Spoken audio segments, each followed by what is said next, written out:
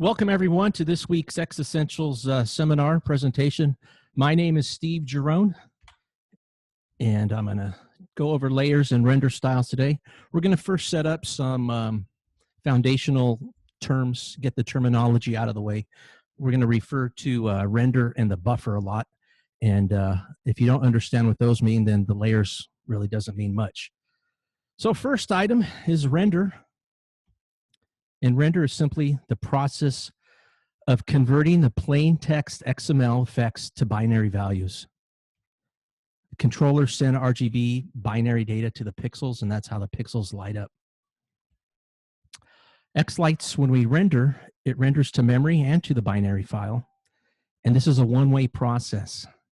So when we create our sequence, which is XML, that's used to create the FSEQ file. That's what we send to our Pi player or whatever else player you're using. A lot of times I'll see the question throughout the year, I lost my XML file, but I have the FSEQ. Can I get those effects back? And the answer is no. At the end of the day, pixel is going to be a certain color. And for black on here, there's just what I put 6 or 7 ways that a pixel could turn black. And there's no way to determine which effect made that pixel go black or red or any other color. And the thing I like to say, you can't take an omelet and get an egg back out of it. You just can't go backwards that way. So a lot of ways you can save your data and protect your computer. You should be familiar with those. When we look at just a simple on effect, this is the text that happens for an on effect. And this gets rendered down to binary, which looks like this. And this is actually hex, not binary. And what I mean by this, if I'm going to copy this text here, and I have xLights running in the background, and let me find an open spot here. And on my tree, I'm going to paste that. And look at that, it turned the tree white. It's just plain text that's happening. So xLights is just a GUI in front of what's happening in the background with text. When we render, that gets converted to binary, and that's what makes the lights go blinky, blinky. So when we say render, we're converting the text into binary, and what is rendering is actually the buffer. Which takes me to my next slide here. What is the buffer? Here's a buffer. Why do you need to know about the buffer and how to use the buffer? This is a physical buffer and not what we're talking about in xLights. So the buffer is just an XY grid overlay of your layout. So here's just a sample house I found with a typical display. And the buffer, hopefully this comes through, you could see a grid, an overlay grid. And if you look at that as XY values, that would be the buffer for the all models group. Some people still refer to that as a whole house effect, which has been removed for a couple years now to xLights, but I call it the all models group. And that's what the buffer in a default setting would look like. And that is how the effects get used to turn on which pixel. In reality, this buffer would be more granular so that each pixel would fit into its own little box. But in order for this presentation, I made the buffer a little bit bigger than what it would really be, but it gives you the idea of what it would look like. This is the candy canes model group, and the buffer would be smaller for an individual model or a model group. And you could do a little bit of fine tuning on that. So here's what the candy cane group looks like. And I typically leave this as minimal grid. And what that's going to do, that buffer, the grid that overlays the candy canes here, is going to be the same size as, you know, the height and the width of your group there. When this feature was first enabled in xLights, if you picture the bars effect going across this entire screen here, it wouldn't start at the beginning of the timing mark because these candy canes aren't at the far left edge of the screen. But now with the advancements made over the years, this buffer for this model group works perfectly. And like I said, I suggest just using this minimal grid. Some of you just don't, it's on the, when you define your group, it's there, never change it. And that's how I recommend using it. So as a review, render is converting our XML to binary, and the buffer is simply a grid overlay of your models, your model groups, your whole house group.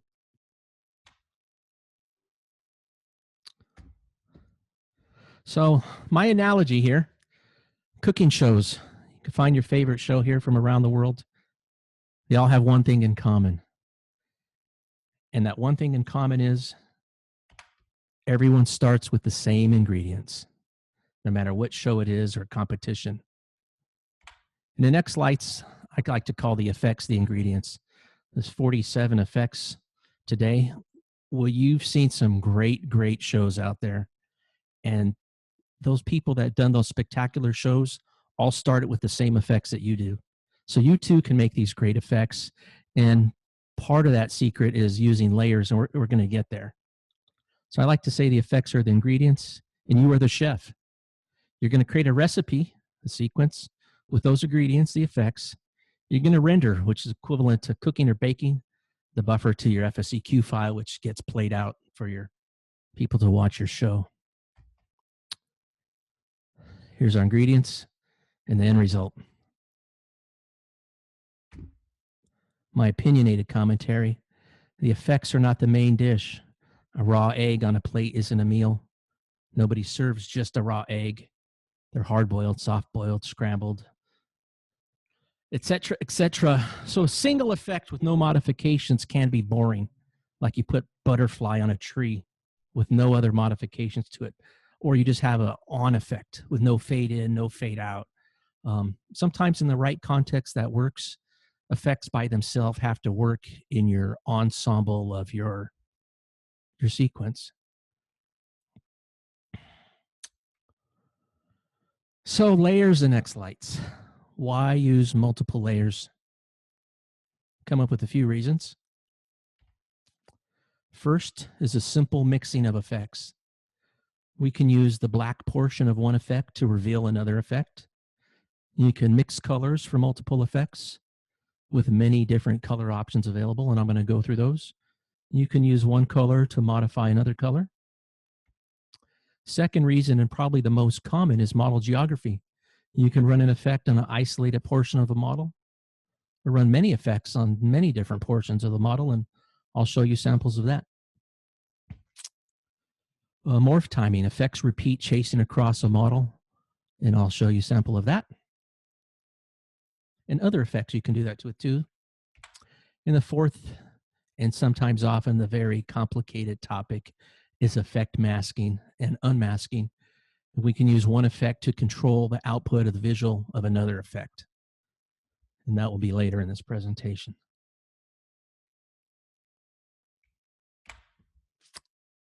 Using layers can elevate your show from just colors and default patterns to stunning videos. You can make your show stand out from others, and you can increase the wow factor of your show. And that's what we're doing. We want to have that wow factor. If we weren't using xLights, we would just have incandescents like we did 20 years ago in our house. We want to make shows that are nice and pleasing to the people that come visit them and the charities that we try and raise money for. So we should be trying to do our best on making nice displays. So our xLights layer blending modes, you can find that by this icon here on our toolbar. And these are the blending modes available on our layers. And I will go through all of those and explain them. In addition to the blending modes, we have layer settings. And this is where we get to the buffer and adjust the buffer, and where we set our render styles. You should have those on your toolbar. Sometimes that little section can be hidden, and you can reset toolbars and bring it back if you don't use that. And I'll show you in my layout how I have those always open. But if you should somehow close those pane, those are the two buttons there. The overlay in squares and little settings on the two squares. Also in layer settings is rotozoom. And rotozoom purely rotates the grid for the duration of the timing timing mark, timing cell you're in. And this takes your effects to another level, if you will. I would say RotoZoom is something that should be used sparingly, but it's all up to your personal interpretation of what you're trying to do. And it's their part of layer settings. And I'll go over that as well. So just a quick reminder, Morph is also an option in the layer blending panel there, but it's also one of the 40 effects. And I'll go over, when you use this option, what does it mean? What does it do? It's somewhat of a legacy feature from xLights 3. Personally, this could be removed from xLights 4. We can do almost everything it does with other methods, but it's there for legacy, and it's kind of cool. It's probably something that you may have not even paid attention to. How many layers can we use on a sequence? Hundreds. I one time put over 200 layers in a sequence to see how many I can do, and I lost count. And this was before Keith added the feature where the layers were numbered, and it was hard to scroll down and count, but usually 2 to 4 layers is enough to start with when you want to start mixing effects. And I think anything more than four layers on a model or a model group is going to be geography related and not really mixing the effects together. And I'll go over that. It gets really hard to figure out how these effects are going to mix once you get over two layers. So that's the end of the first part. I'll open the chat here and see if we need to go over anything. So open your mic and feel free to send it over.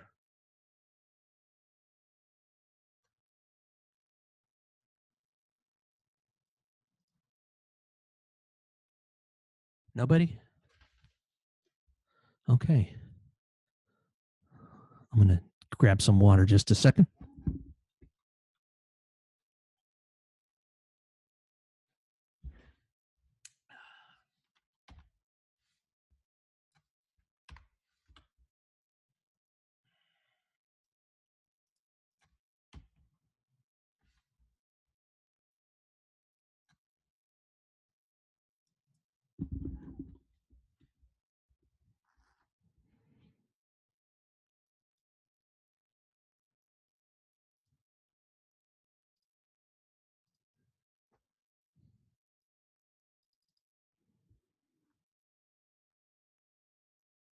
So can you guys see my xLights screen there? Can somebody open them? Yes. Yeah. Okay.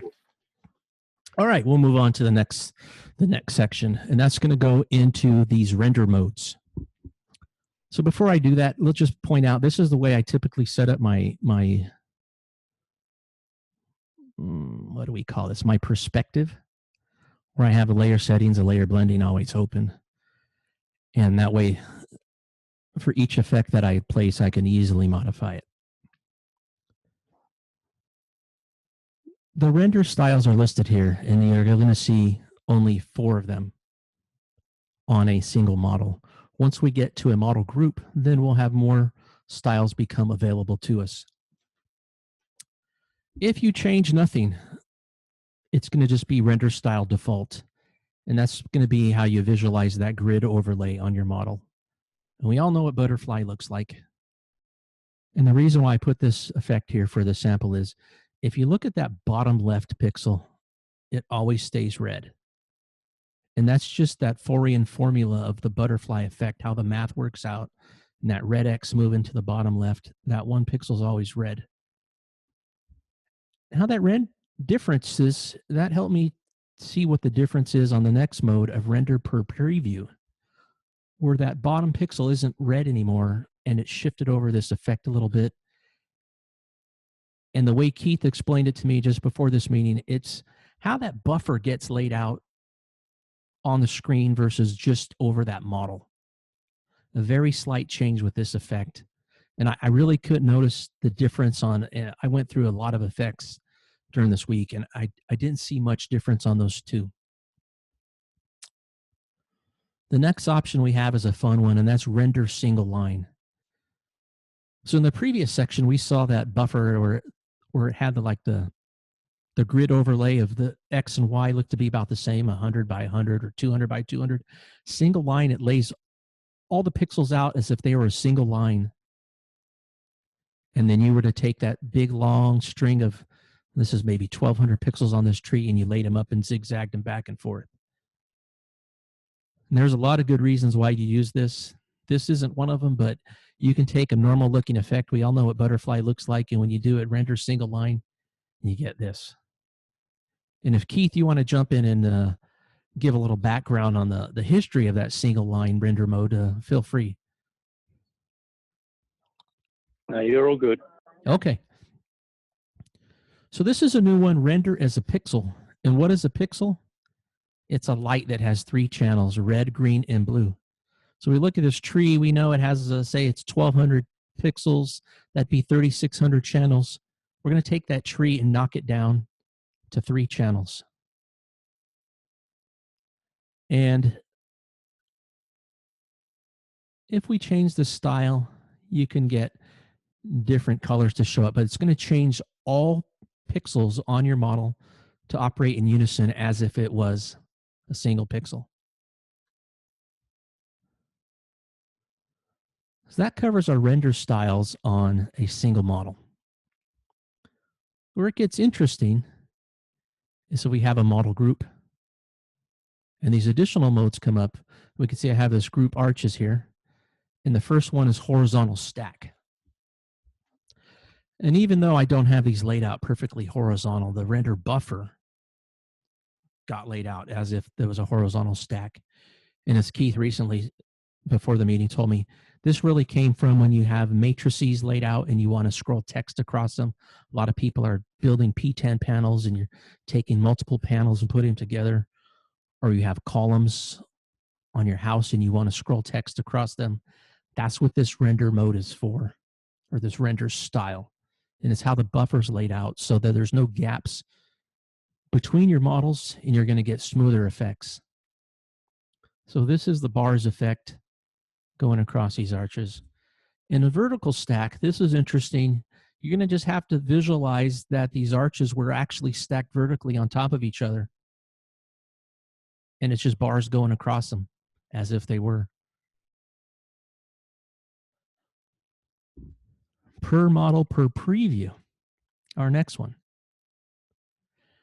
This is a time saver.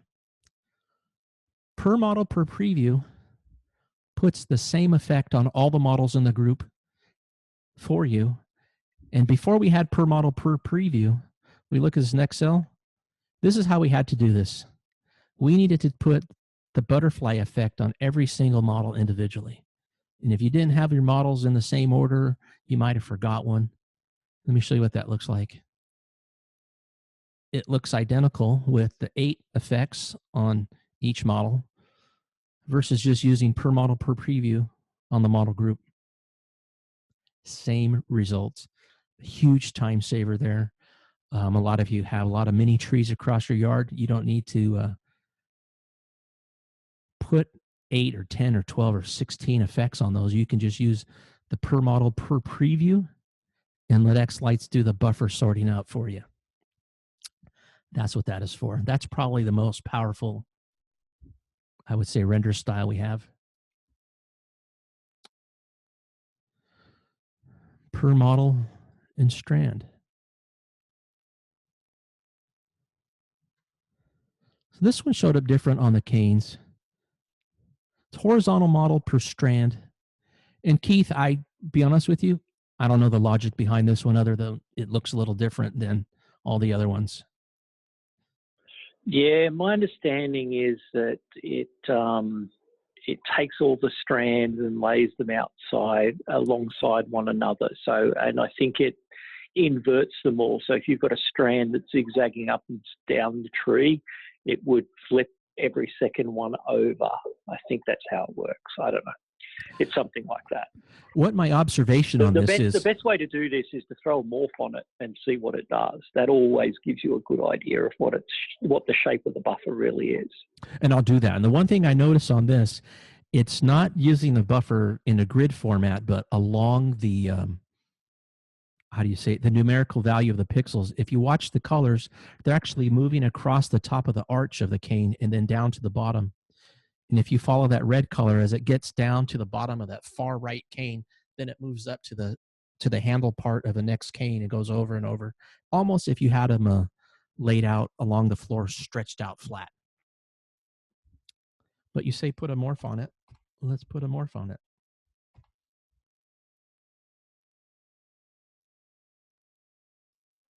Let's just take red.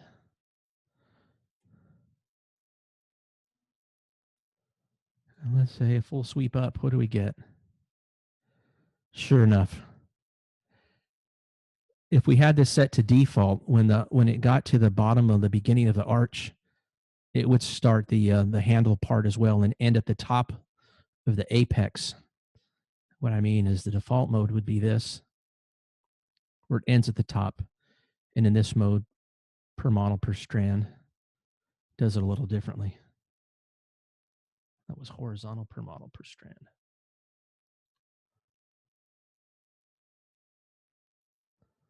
So vertical per model per strand gives us some wacky layout as well.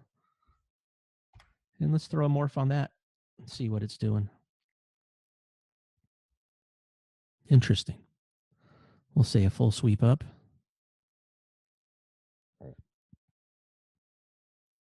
I can't tell. That's why I chose butterfly, because we all know what butterfly should look like. And it just gave us this psychedelic different variant on it. We know what bars should look like. There we go. So instead of going across, it also uses the shape of the model. Versus default goes across smooth with the horizontal edges. And this vertical per model goes across the strand, if you will.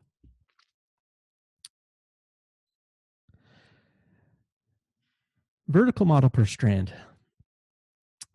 This fire, look, the location is the bottom. And the one thing that I could figure out on this mode is that it somehow just rotates it 90 degrees. If I set the top, it went the other way. I don't have any roto zoom on this. It's not rotating at all. Is this one you wrote, Keith?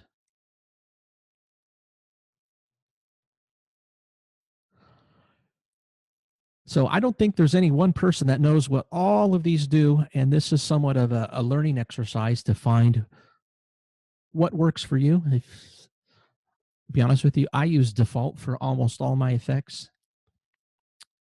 But you have some options here where there are some use cases that somebody requested this for, and this is the way that those got implemented.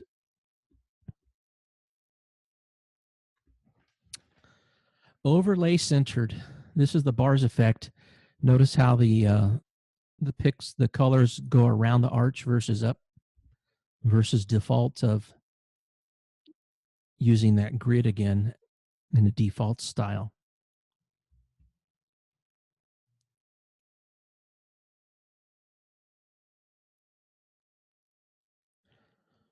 Overlay scaled. Let's set the curtain effect. What I tried to do to figure these out is compare it to a default. And to me, the logic on this seems backwards, where the default is going around the model curve, if you will, and the overlay scale just did it geography wise. But the overlay scaled, I see it. It doesn't. It's doing it. It's treating each model individually instead of per pixel. That's cool.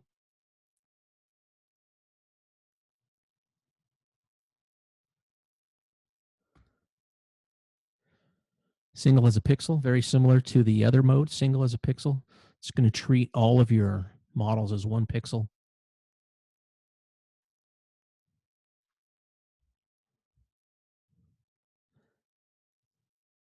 Default is pixel. I couldn't find the difference. Do you know the difference on this, Keith? He may be gone.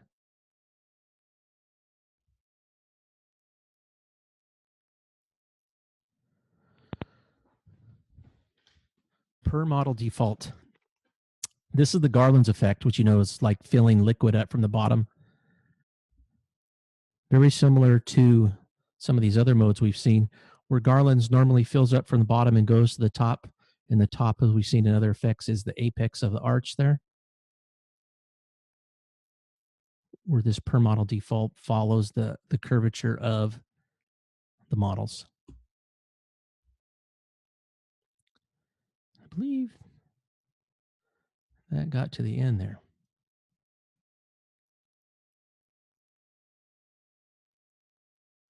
So in our layer settings, we have this transformation where we can rotate. And what are we rotating here? We're rotating the buffer. The model still, the effects still calculate the same way, but the buffer flips to whatever we set here. And I could show you that.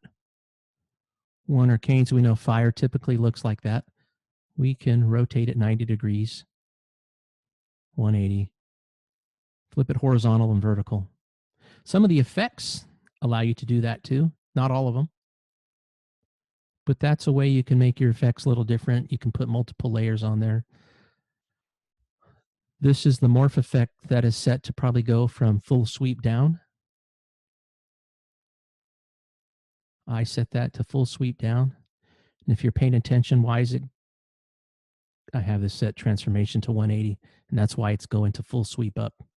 So I've set that to none. It's doing exactly what we said it should do. This has got me a lot of times. The previous versions of xLights would leave this transformation for all subsequent effects, and things you would start your sequencing and you get a few timing marks down and things just wouldn't look right. Well, you have this button here, reset panel when changing effects. And that means this is going to go back to none after we set that up. Otherwise, you're going to have all your buffers rotated to whatever this transformation setting is, and you're going to spend a lot of time undoing that mistake. Same thing on layer blending. A time waster without this reset panel was when you had the fades in and out, and you did it on one effect, maybe at the end of the chorus, and you wanted to fade there, and then all subsequent effects have that same fade. So use these buttons to your advantage to reset between changing effects. I would leave those enabled by default. That way you only get what you want and not carried over from an effect that you did.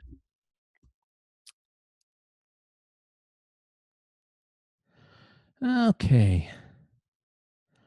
Let's talk about the buffer. I have this morph here.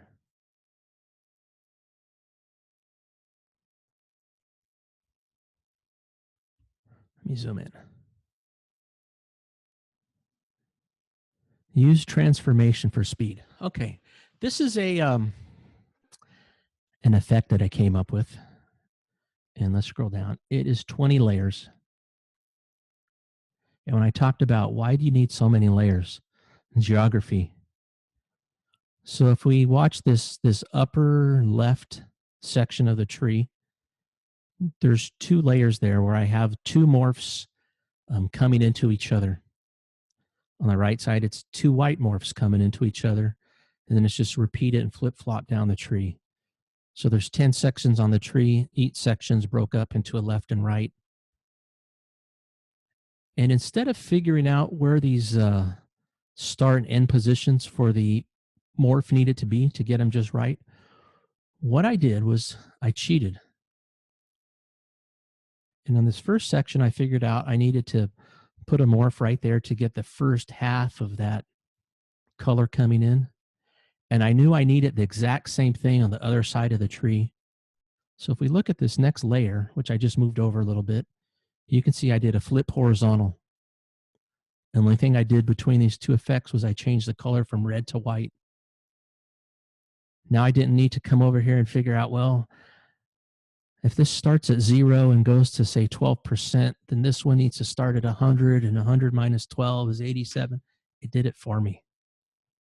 I used the transformation here to flip horizontal, and I just kept repeating that down. So basically I just needed to do the left side of the tree, and then I did flip horizontal to get the right side.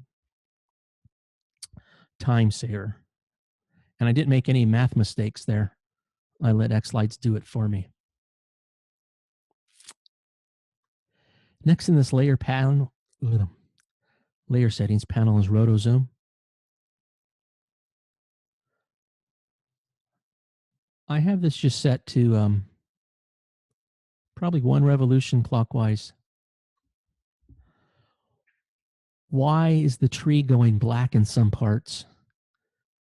Remember the buffer? The buffer was a rectangle, and we're rotating that buffer.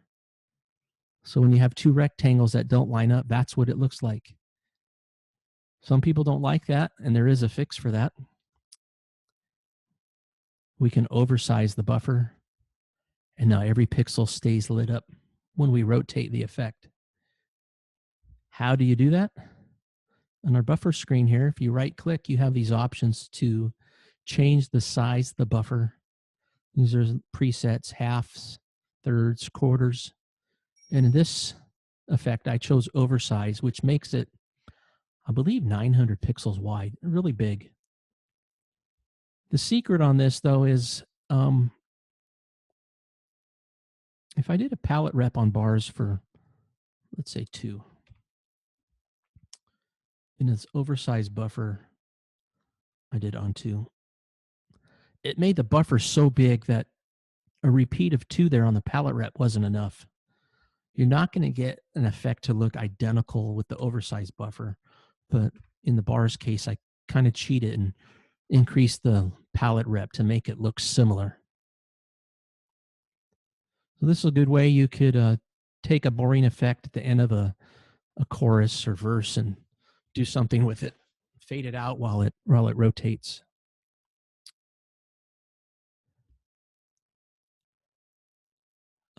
Let's see. That was the end of this. I know my mind has a lot of other things I want to talk about.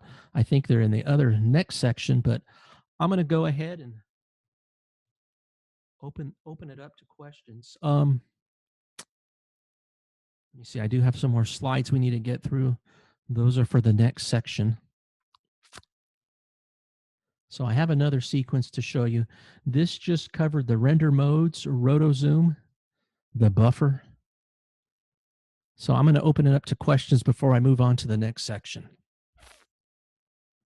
Go ahead and unmute your mic if you want to ask a question, or feel free to bring it up in chat. Someone said 10 sections, 10 submodels. No, I did not use submodels. I could have used submodels, but let me show you. Let's find that effect.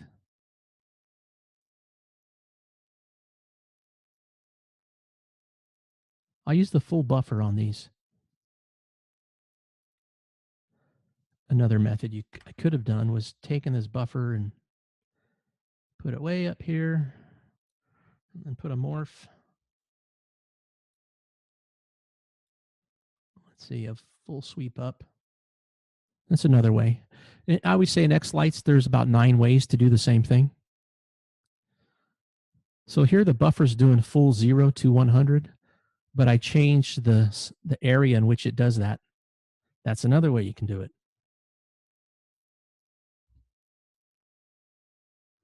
Someone says, when you did the first effect, you just flipped the left to right, then flip top to bottom. I think so.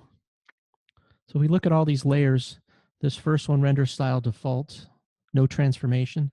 The second one, flip horizontal, and I went to none. Flipped horizontal, none, none. So I just flipped them horizontal, left to right.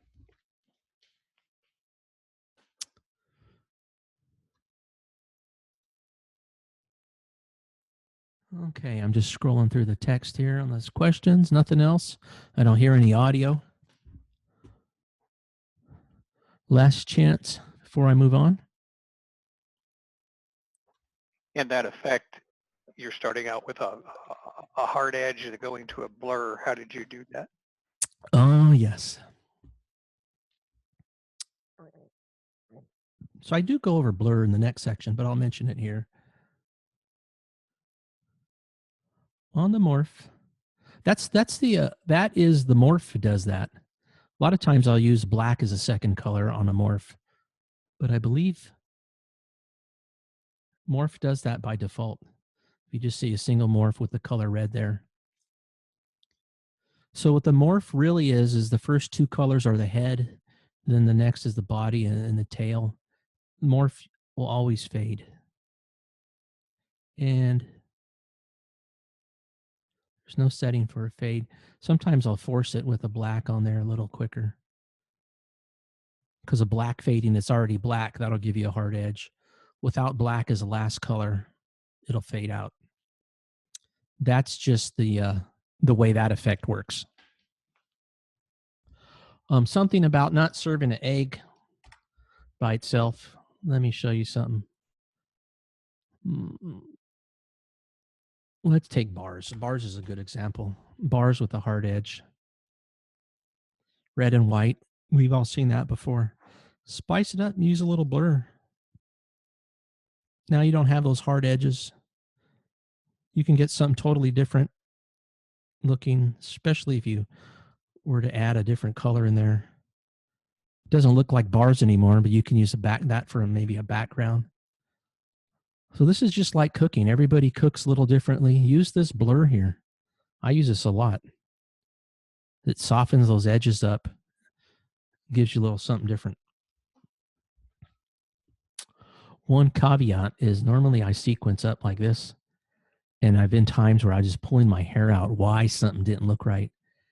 And I had this color panel covered up by my sequencer window. And no matter what color I put, I had the hue slider over here. So you can see I have a red and pink, but everything's looking green and blue. And this was covered like that. And I could not for the life of me figure out why. I thought it was brightness, contrast, and I was sliding around. So every now and then you need to do a sanity check and make sure that these sliders are not covered and you have them set there. That'll save you a lot of time and hair pulling out. Sometimes I just sequence with the color on the left side like this, so I always see it. So let me get to our layers. And we'll discard those changes.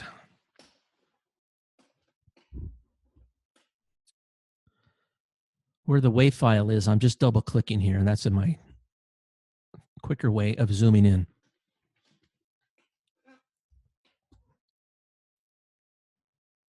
Well, that's a file I just used.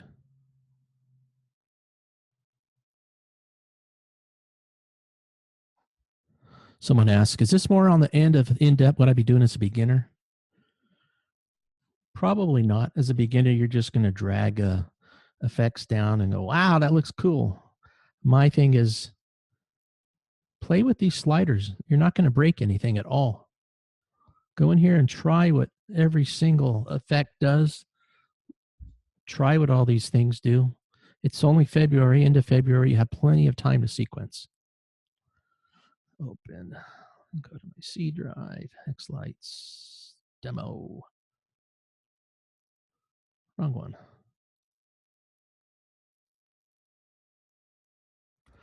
Layers demo. Here we go.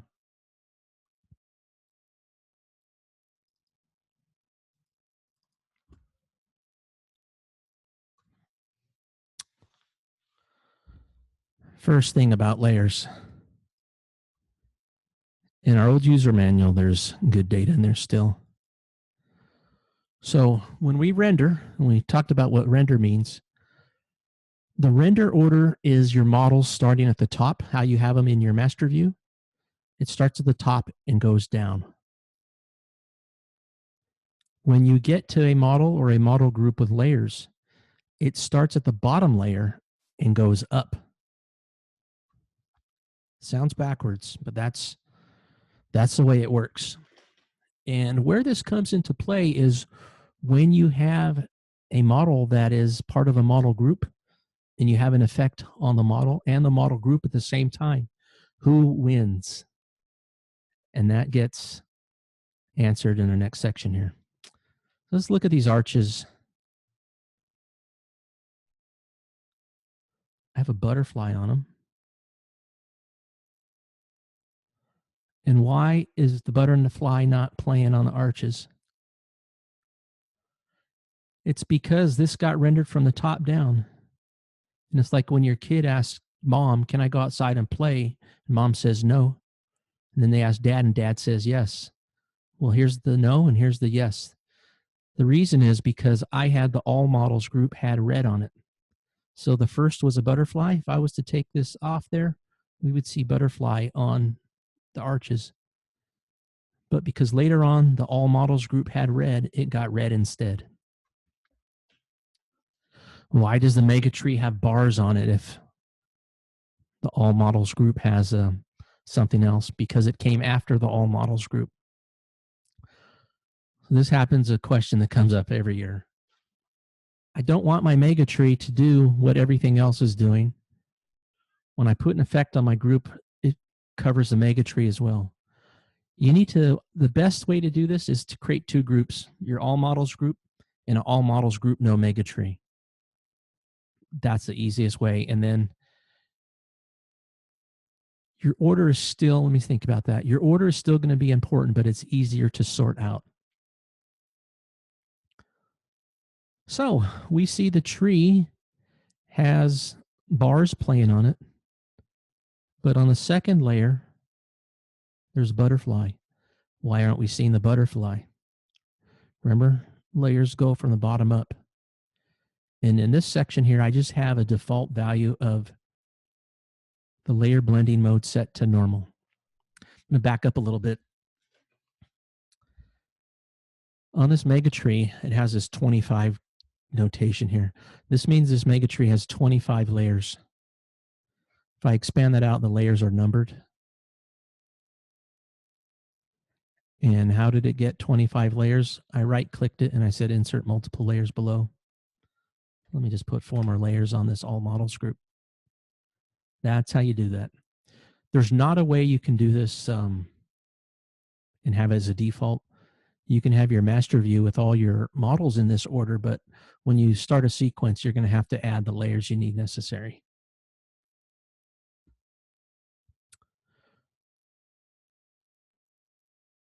In the first part of the presentation, I said these are the layer blending modes. I'm going to go through them all, but not in this order. I'm going to leave masking for the end. So the first one, or the next concept, is effect 1, effect 2, layer 1 versus layer 2. I guess I mislabeled this. This is a carryover from xLights 3 where we only were able to use 2 effects at the same time on a model. And you can still bring most of your xLights 3 effects into xLights 4. This is a legacy item. But the concept is whichever layer you have selected, that is layer 1. And everything below it is layer 2 or effect 2. That's how the mixing is done. So in this sample here, I have the bars selected, but it's playing a butterfly effect on the tree. And if your eyeball caught it right here, I have this set to effect 2. Set it to effect 1 or effect 2. Sometimes I can't decide on which effect I want, and I'll just put 2 on the model, and then I'll use that effect 1 and 2 for that part of the song to decide. I saw that go away. I had this butterfly selected, and I told it select effect 2, and it went black. Why? Effect 2 is everything below the layer you have selected. There's nothing below, so nothing played. Remember, the top layer is what eventually takes precedence over everything else below because this gets rendered from the bottom up. Whatever this last thing says wins. So in this case here, you can see I have a bunch of random effects. And when we hit play on this, what do you think is going to happen? Let's find out. Nothing. I have effect 2 selected. This is kind of a trick here, but this will get you sometimes. So we start out with this shockwave fire, and we go up through all these effects, And then we have render to off effect. So on the tree, it started with the butterfly, and the next thing was off, and we told it layer 2 or effect 2 there. I'm making a liar out of me. I had it set up right for that demo. Darn it. Oh well. Remember, it renders from the bottom up.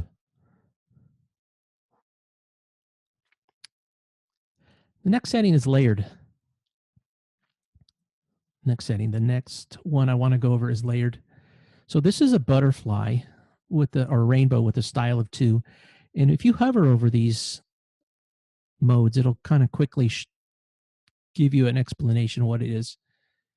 This is probably the most easiest mode to understand, is that is wherever black is in an effect, that is the palette area we have for the next effect. So in this case, I have a blue color wash. And we can see that the blue is showing where the black was available in the butterfly, because I have layered selected. If you were to put an effect that takes the whole model, like plasma and butterfly, it won't work. Layered needs black to show through. So something maybe like bars or spirals. There we have spirals, and what's behind it is, since I only have one, or my thickness isn't 100%, that's how that shows through. You can do all kinds of cool stuff. This is probably a very common mixing mode. Let's give another sample of layered where we have fire. And in the black section of that, I have meteors falling down on the fire.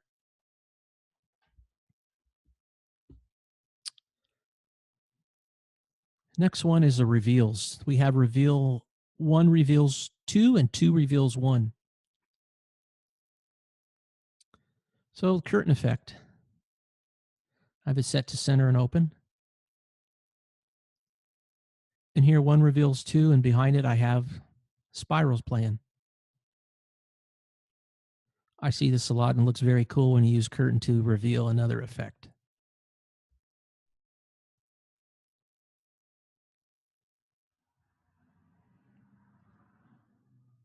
In this sample here, I did backwards. 2 reveals 1. I left the bars and the spirals together in the same order, but I just changed the blending mode. So in the black section of the spirals here, we can see that the curtain's operating. That's 1 reveals 2, 2 reveals 1. And earlier in the presentation, when I said usually only 2 to 4 layers is all you need to mess with, that is true. You start adding other things below with these kind of settings, it gets really, really hard to figure out, even for me, and I'm pretty good at this. Shadows. This is shadow 1 on 2. So let's see. I have a red selected on effect 1, and I have this blue selected on 2. And what it's doing, it's taking the RGB values and doing the math on them. And I'll show you a sample of that on this effect. So here I have green and red selected. Green and red, but it looks like this ugly pea soup green. Let me show you what it's doing. RGB math. Red is what? The red value is 255 with 0 and 0 for green and blue. Green is 0, 255, 0, and average. So the average going horizontally, 255 and 0. What's the average of those two numbers? Right in the middle, 128. Same thing for green. So what does half red and half green look like? This color. And how do you know I'm not a liar? Let's go make that color. So we have a color wash. We can edit this color, and we can make it 128 red. a 128 green. So long as I set this to normal, we get that same ugly green color. It did the RGB math right here, and it averaged them out. It's not like mixing paint together or mixing two lights, a red and a green, a blue light, and you think you would get purple. It's doing RGB math here. And you don't need to know it. xLights does it for you. And I'll show you in a little bit where this could be used to your advantage. Additive. So I added red on top of a normal default butterfly. And it got the hue of that butterfly with the rainbow colors. So it added red wherever it, on those RGB values. Subtractive. Same thing. This is where we took out all the red. I have a solid red selected on this color wash, and it took red out of all portions of that rainbow in the butterfly. Max and min. That's going to take the maximum value and add them together. So if I were to put a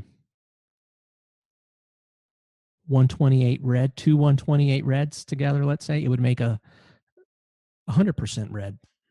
In this case, it's mixing the effects together and doing the max. Likewise, a min, it's going to be a subtractive. Although that looks backwards, I told it the minimum value of red, and it left just red only. So my next cell says an effect trick. How can you use that? And I said I'd show you a sample. You've all seen butterfly, but how is it doing that? Let me show you. So we can see butterflies mixed with the picture. And the picture I made is this. It's a 1:2 image of just a middle gray, that's 128 gray, and white.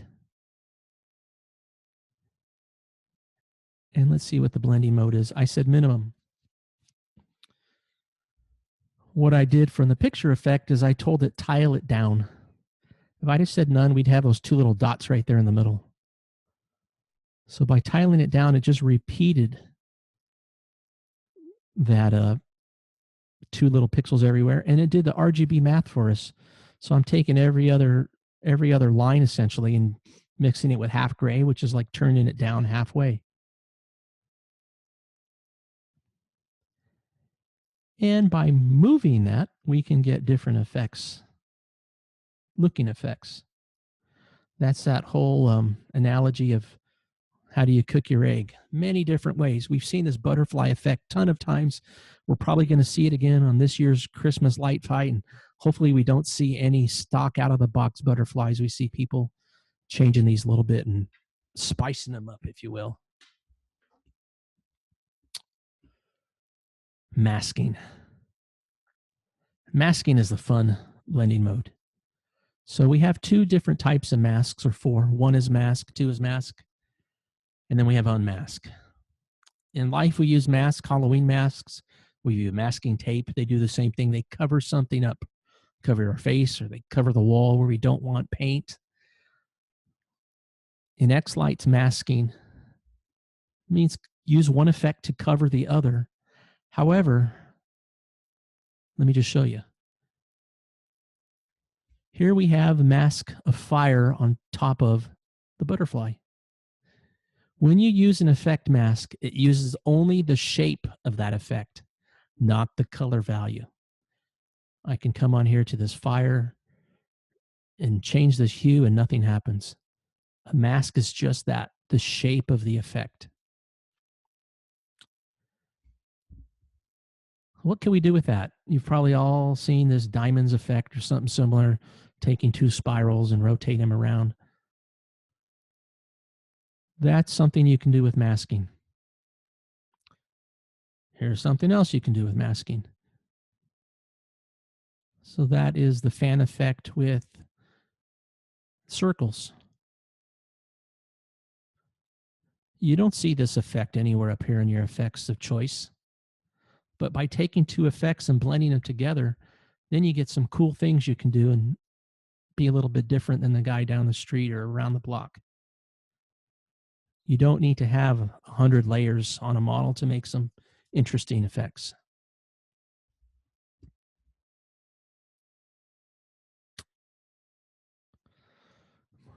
I lost my train of thought why I needed this one. The one thing, if you were to change the sliders on these spirals, you know, we can get a diamond shape out of them. Likewise with the bars effect, we can get different shapes as well, changing our palette rep. You have to visualize what these would look like, and then using the shape of the effect to modify another one. Back to masks. Here's a common use of a mask. Masks are black, so you can see that I have layer 2 set as a mask, and it's just text there saying xLights on top of butterfly. The opposite of mask is unmask, where we have the butterfly colors showing on top of the text. And that's going to be probably the most common use of masking and unmasking. You can get really fancy in this. Before I move on, I need to take a quick break. Are there questions? I'm sure there are. I'm going to look in the chat here. I don't see any chat.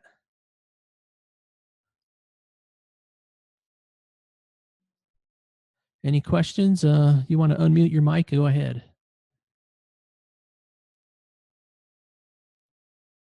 Okay, I'm going to take a quick pause and give me 1 minute. I'll be right back.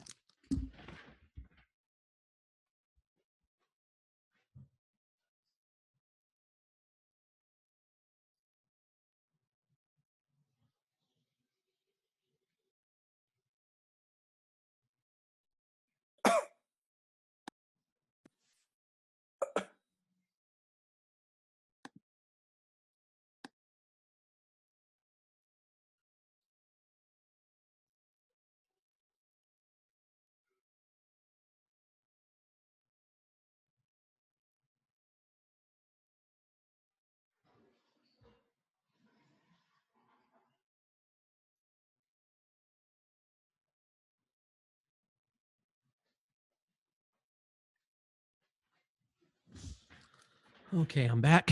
Any questions on audio? Hearing none, I'll move forward. So why do I have 25 layers on this tree? I'll show you. Just some samples. I created a lot of these. I've pilfered some of these. I bought most of them. So here's an effect with using 9 layers. You can see many of these morphs are moving at the same time or slightly staggered. Time-wise, it's four morphs, really. It repeats 4 times. That's what you do with multiple layers. Here's that same effect with the double the time so you can see what it looks like at a slower speed.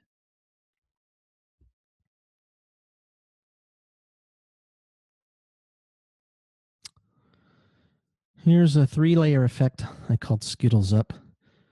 I think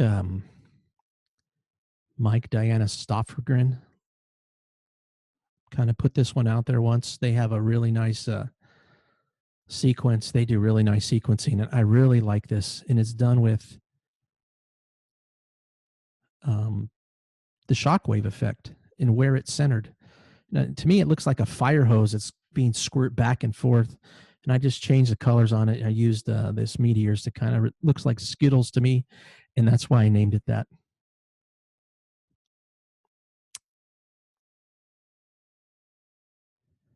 This is like that other effect I did. I probably made those at the same time.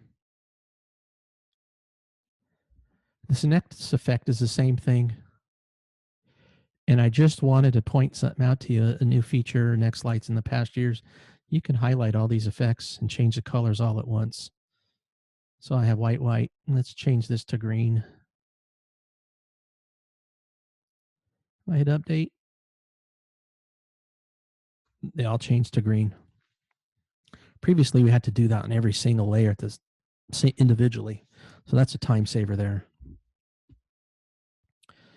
Here's an effect with 18 layers. I'm going to call that time warp or portal.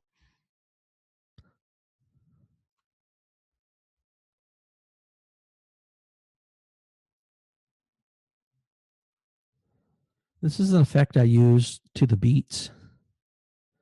And I'll show you how I organize my effects here in a minute. Morphs. Here's two morphs repeating.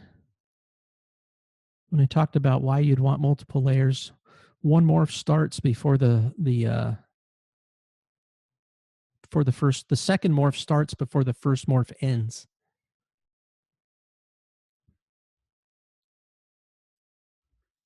Here's just a different variation on that one I called Skittles. And early in the presentation, I said the morph option.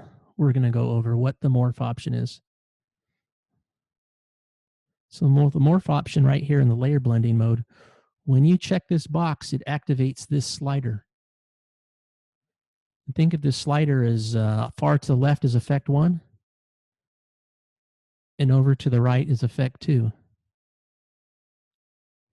I have the blending mode in normal. And then remember, it renders from the bottom up, so it should have done fire and overwrote that with butterfly with the normal mode, which it does.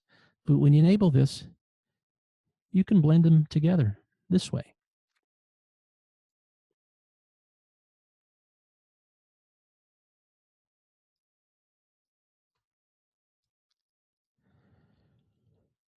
What happened there?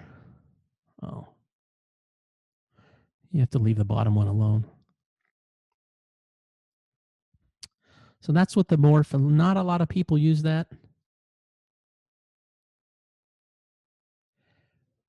When you choose the morph, I take it back. I misspoke there. What morph does is it fades the first effect out into the second over the duration of this timing mark, which looks 206, 28. These are 3 seconds. You could also fade out here and get exact times, but if you wanted something smooth, you can choose this morph option. If you don't choose the morph option, then the slider value lets you mix together.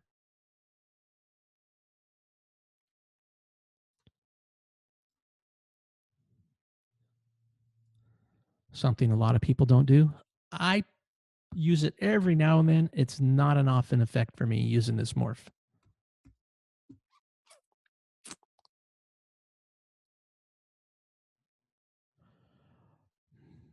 When you're creating these effects, this is my advice. Now we're in the beginning of the year.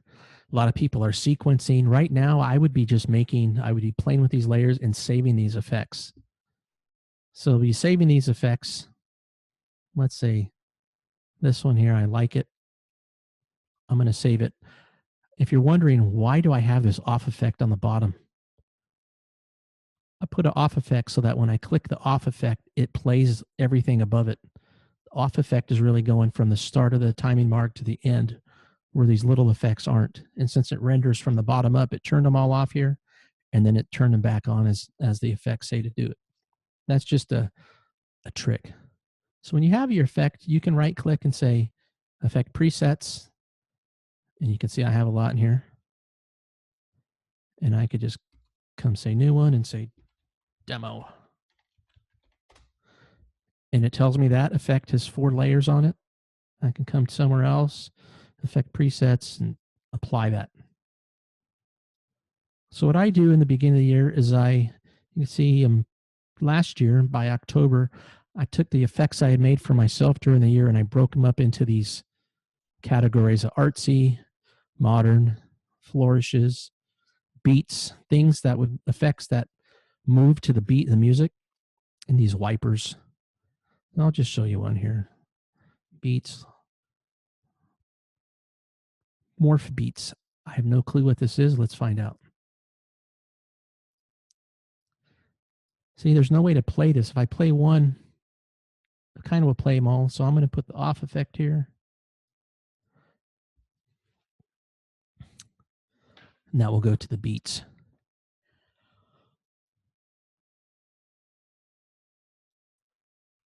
Layers. One other thing I'll mention to you. The project I'm working on, a side project, is this layers publication. This is a complex topic that one video won't cover. I could go on for all day on this. So another elf and I are working on this. We plan to do this without a committed schedule, but at least twice a year, maybe quarterly. It's going to be a PDF for free. We'll publish it out to the community with tips and tricks, things that'll help you along the way. It's just something you'll be able to print out and read, participate, and have as a reference. Just an idea kicking out there right now. We're trying to get some content in there because this presentation won't cover it. Not one publication will cover it. And as the software develops, we'll just keep adding more information so you can create better sequences and effects. So that's an overview of it. There's got to be some questions I'll be happy to answer.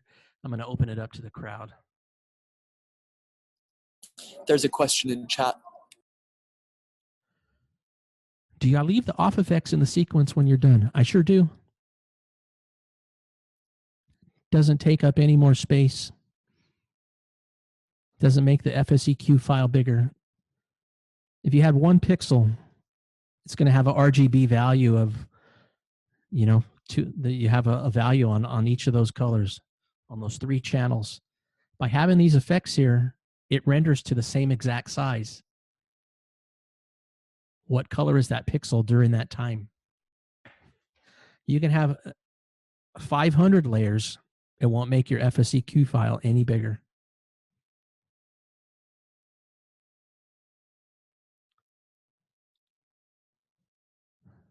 Anything else? Did I miss anything? Do I need to go back and cover something that you quite didn't grasp? Don't be shy. I have a question. Go ahead.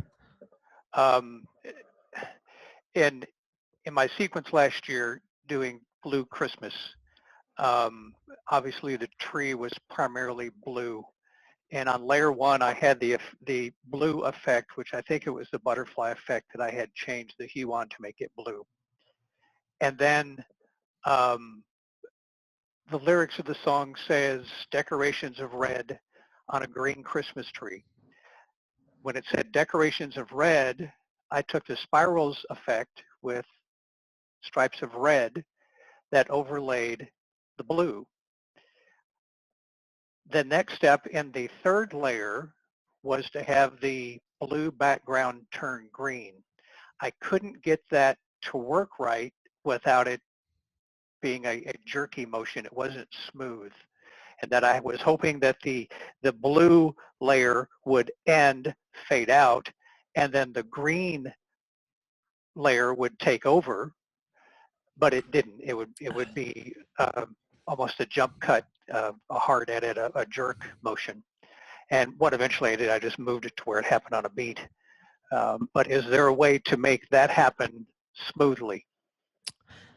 I can think of one way, and some say it's cheating.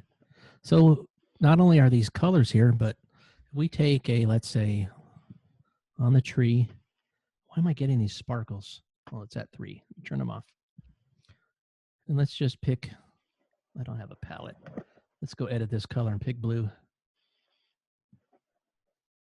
One way you can do it, if I hold shift and, oops, is it right click? I would put a gradient. Start that with blue and pick another color here and end it with green. Guess what? It's going blue to green now. But my effect that I was using was the plasma effect, which was my blue Christmas tree, if you will. So it was the plasma effect that slid into the, I've got it up on my other screen, on the spirals effect that slid into the on effect that would be green. And I couldn't get it to go from blue to green smoothly. That'd be a color switching question.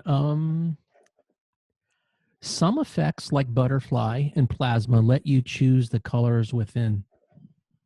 So they're getting ignore what we pick up here if like on the preset colors. So let me just say on this plasma, if you will, is it changing because I have this blue to green? Looks like it's working to me. That's one way. It's probably not exactly how you want.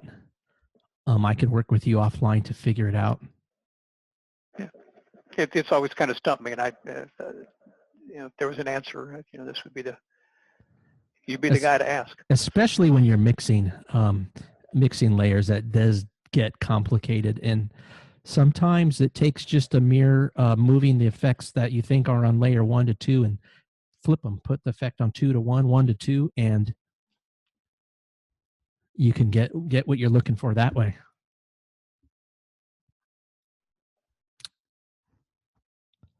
This was a skimming of the surface. We had a limited amount of time. I thank you for coming. I'll do one last pass of questions here. The xLights project exists because of people like you. Help continue the project by making a donation today at xlights.org/donate.